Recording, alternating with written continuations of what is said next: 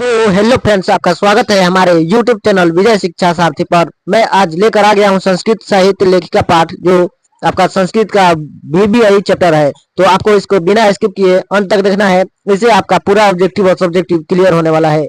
तो चलिए वीडियो को स्टार्ट करते हैं। पहला कह रहा है कि याज्ञवल्क्य की पत्नी का नाम क्या था? तो मैत्रेयी था। क्या था? मैत्रेयी था। तो याज्ञवल्क्य ने अपनी पत्नी मैत्रेयी को किसकी शिक्षा दी थी? तो आत्म तत्व की शिक्षा दी थी। आपको याद रखना होगा, आत्म तत्व की शिक्षा दी थी। उसके बाद है महाभारत में किसका वर्णन है? तो सुलभा का वर्णन मिलता है। किसका? तो सुलभा का वर्णन मिलता है। उसके बाद है अगला अगला है कि जनक की सभा में सबसे विदुषी कौन थी, यानी सबसे बुद्धिमान कौन थी? तो गार्गी थी। कौन थी? तो गार्गी थी। उसके बाद है चंद्रादित्य किस वंश के थे? तो चालुक्य वंश के थे। आपको याद रखना होगा, चालुक्य वंश के थे। उसके बाद है समाज रूपी गाड़ी कैसे चलती है? तो पुरुष और नारी दोनों से चलती है। पुरुष और नारी दोनों से चलती है। उसके बाद है अथर्ववेद में कितनी महिलाओं का वर्णन है? तो 5 महिलाओं का वर्णन है अथर्ववेद में। और ऋग्वेद में कितनी महिलाओं का वर्णन है? तो 24 है। कितनी? तो 24। आपको इसमें दोनों में कंफ्यूजन होता है तो याद रखिएगा, अथर्ववेद में 5 ही है और ऋग्वेद में कितनी है? तो 40 है, 24 है। आपको याद रखना होगा। उसके बाद है लौकिक संस्कृत में कितनी ऋषिकाओं का वर्णन है? तो 40। कितनी? तो 40। आपको याद रखना होगा कि लौकिक संस्कृत में कितनी महिला ऋषिकाओं का वर्णन है? तो 40। उसके बाद है लौकिक संस्कृत में ऋषिकाओं के कितने पद मिलते हैं? तो कितने मिलते हैं? 150। 40 महिला ऋषिकाओं के 150 पद मिलते हैं। ठीक है। उसके बाद है तिरुमलांबा ने किसकी रचना की थी? तो चंपू काव्य की रचना की थी तिरुमलांबा। उसके बाद है आधुनिक ऋषिका में सबसे प्रसिद्ध कौन है? तो पंडिता छमाराव प्रसिद्ध है सबसे।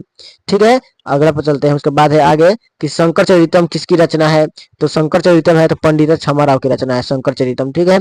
उसके बाद है सत्याग्रह गीता की रचना किसने की थी? तो पंडिता छमाराव ने की थी। किसके निर्देशन पर? तो गांधी जी के विचारों पर की थी सत्याग्रह गीता की रचना। उसके बाद है सत्याग्रह गीता की रचना पंडिता छमाराव ने किसके मार्गदर्शन में किया, प्रभावित होकर किया? तो महात्मा गांधी के। देखिए अभी बोले थे वही हुआ। उसके बाद है आगे बढ़ते हैं। उसके बाद है वनमाला भावालकर, मिथिलेश कुमारी मिश्र इत्यादि किस काल की कवित्री है? तो वर्तमान काल की कवित्री है। आपको याद रखना होगा, वर्तमान काल की। उसके बाद है चंद्रादित्य की रानी का नाम क्या था? तो विजय भट्टारी का नाम था, या कभी कभी विजयांका भी लिखा जाता है। उसके बाद है कंपन राय का काल थे तो 24वीं शताब्दी के। कंपन राय का काल किस कब से कब तक था? 24वीं शताब्दी में था। उसके बाद है कंपन राव की पत्नी का नाम क्या था? तो गंगा देवी नाम था। कंपन राय इसका नाम होगा। कंपन राय की पत्नी का नाम क्या था? तो गंगा देवी नाम था। उसके बाद है चलिए आगे बढ़ते हैं। उसके बाद अगला टॉपिक है कि मधुरा विजयम काव्य की रचना किसने की थी? तो गंगा देवी ने किया था। आपको याद रखना होगा, मधुरा विजयम काव्य की रचना किसने किया था? तो गंगा देवी ने किया था। उसके बाद है अच्युत राय का शासन काल था तो 16वीं शताब्दी। कौन? 16वीं शताब्दी में अच्युत राय का शासन काल था। उसके बाद है विजयनगर के राजा ने किस भाषा में रक्षण का प्रयास किया? तो संस्कृत का रक्षण किया था। कौन? तो उनका नाम था कृष्णदेवराय, वही किए थे इसका। उसके बाद है अगला कि नीलोत श्यामा किसे कहा जाता है? नीलोत्पम श्यामा किसे कहा जाता है?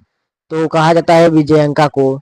ये नीले रंग की थी, यानी कि सावली थी थोड़ा। उसके बाद है दार्शनिक के रूप में कौन वर्णित है? तो मैत्रेयी वर्णित है। दार्शनिक के रूप में कौन वर्णित है? तो मैत्रेयी। उसके बाद है अच्युत राय कहाँ के राजा थे? तो विजयनगर के राजा थे। आपको याद रखना होगा, विजयनगर के। उसके बाद अच्युत राय की पत्नी का नाम क्या था? तो तिरुमलांबा था। अच्युत राय की पत्नी का नाम क्या था? तो तिरुमलांबा था। चलिए आगे बढ़ते हैं। अगला टॉपिक है कि विजयंका को दांडी से क्या कहा? विजयंका ने को दांडी में क्या कहा? तो सर्व शुक्ला सरस्वती कहा। दांडी में नहीं, दांडी ने इसका होगा कि विजयंका को दांडी ने क्या कहा? तो सर्व शुक्ला सरस्वती कहे थे। सर्व शुक्ला सरस्वती किसे कहा जाता है? तो विजयंका को कहा जाता है। इतने याद रखिएगा। उसके बाद है संस्कृत साहित्य लेखिका किस प्रकार का पाठ है? तो निबंध है। ये भी याद रखना होगा कि किस प्रकार का पाठ है? तो निबंध है। उसके बाद है विजयंका किस शताब्दी में थी? तो 18वीं शताब्दी में थी। आपको ये पूरा चैप्टर इसका क्लियर हो जाएगा, एक भी ऑब्जेक्टिव आपसे नहीं छूटेगा। तो वीडियो अच्छा लगा हो तो चैनल को सब्सक्राइब कीजिएगा और वीडियो को लाइक करके अपने दोस्तों के पास शेयर कर दीजिएगा। धन्यवाद।